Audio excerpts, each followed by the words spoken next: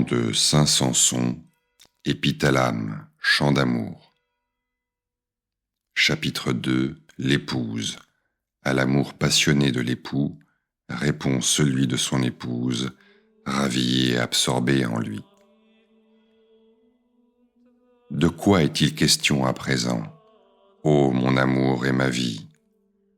Quoi? Je vois bien ce que c'est. Il faut que je chante les amours sans pareil de l'époux pour son épouse et de l'épouse devenue amour en son époux. Mais vous, que faites-vous, ma chère vie et mon époux? N'êtes-vous point passionnément affolés de moi? Il faut bien croire que oui. Aussi n'en doutais-je point, car si ce n'était pas vrai, vous ne vous seriez jamais fait chair de ma chair, eau de mes os. Non, vous n'auriez jamais abaissé votre infinité qui remplit tout à la dimension de mon humanité, pour m'épouser avec ce que cela implique, ce qui est beaucoup dire.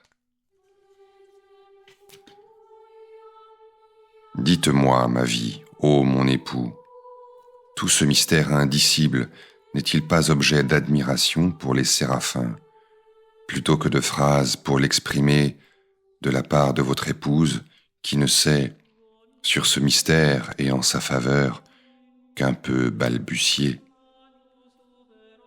Et il faut s'étonner si la contemplation de votre beauté intime et rayonnante produit en moi et pour moi une joie qui me ravit au-dessus de l'admiration, comme l'effet d'un amour qui absorbe en lui son objet.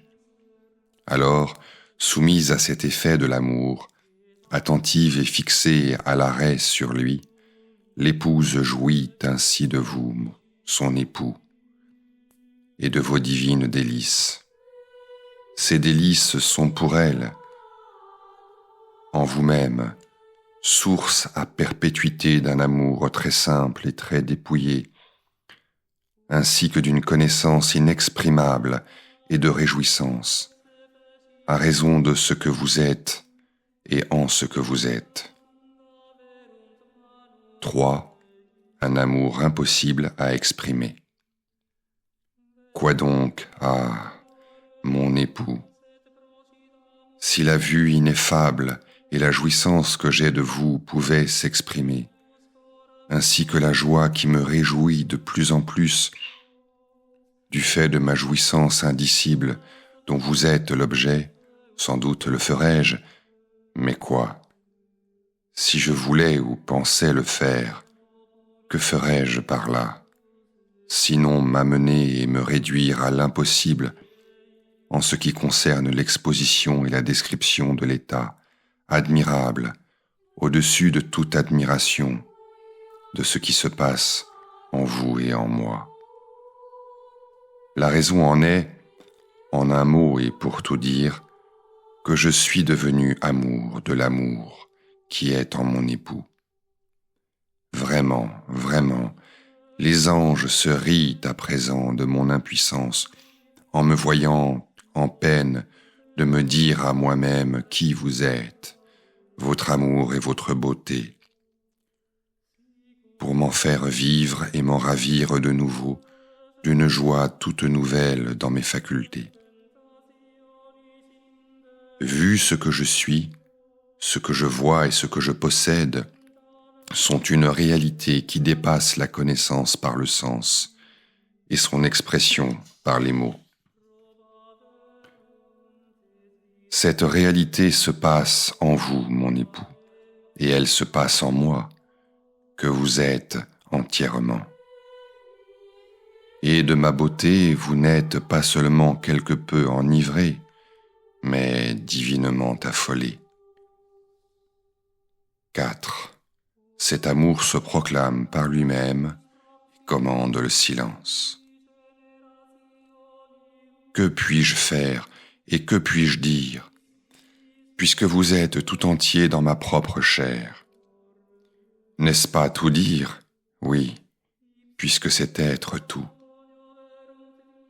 Et ce qui m'étonne sur ce fait, je parle de la commune, réciproque et unique union de nous deux, c'est de voir la hardiesse qu'ont eue quelques-unes de vos épouses privilégiées, de découvrir aux hommes les abîmes des abîmes de tout cela. Mon étonnement tient au fait qu'il est clair que de parler de ces choses, même aussi hautement qu'on puisse le faire, c'est diminuer la gloire et la profondeur de notre union conjugale réciproque, simple et unique en notre chair et en notre esprit, plutôt qu'en dire tant soit peu la réalité. Au contraire, se taire et faire silence sur ceci serait mon plaisir et toute mon inclination. Car je sais que dans ce silence, je dois et désire voir le mystère de ce qui est ineffable en nous deux, dans l'union réciproque et commune de nous deux. En agissant ainsi, et par là même, je vous honorerai infiniment. Mais, que dis-je, pardonnez-moi, ô mon époux, je vous verrai et vous posséderai de façon indicible. Mais que dis-je encore, ô mon cher époux? Pardonnez-moi si je semble ne plus savoir ce que je dis ni ce que je fais. Nous nous possédons ainsi l'un l'autre, vous en moi et pour moi, et moi en vous et pour vous. 5. Amour partagé. L'époux divinise son épouse. En retour, celle-ci le comble de joie. Que reste-t-il à dire et à penser de cela, puisque nous sommes tous deux en notre centre et repos? On a beau parler sur ce sujet, je sais la différence avec la réalité elle-même. Vous m'avez, ô mon époux, ravi de vous et en vous.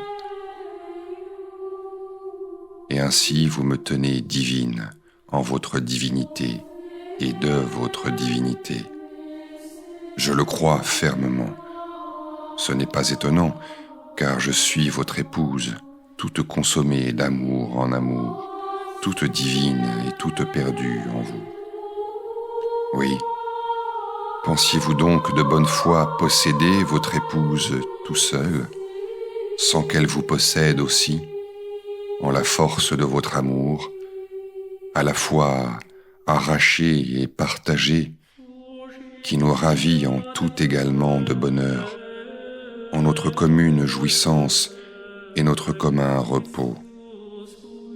Par là même, cet amour nous fait nous serrer de plus en plus étroitement l'un l'autre, dans la force de nos embrassements sans pareil.